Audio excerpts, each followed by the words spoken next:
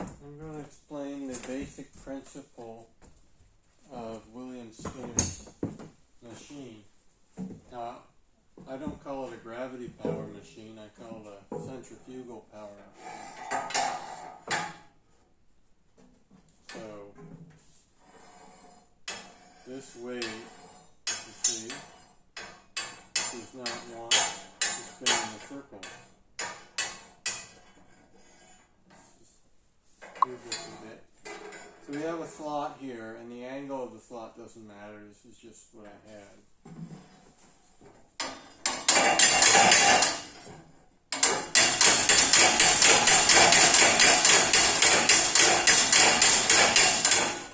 So you see how it wants to go sideways, but it doesn't have to.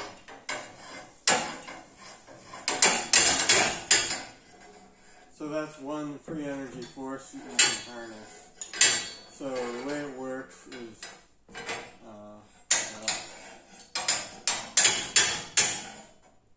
when this is at this angle, so like 45 degrees from the slot, it heads this way.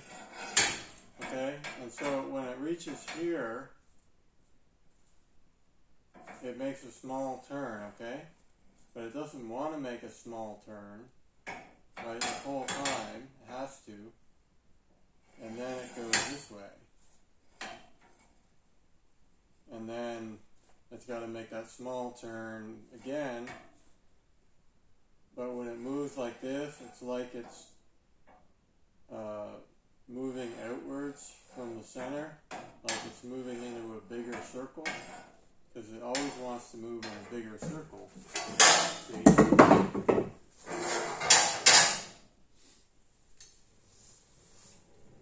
It wants to move in a bigger circle. So the problem is that we can't make our circle bigger forever.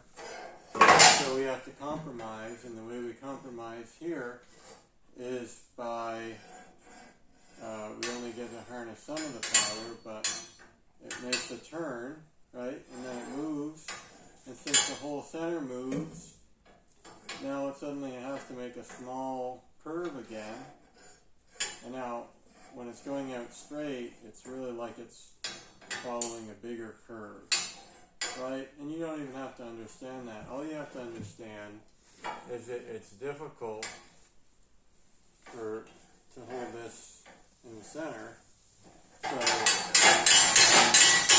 all you need is something that will harness the back and forth motion.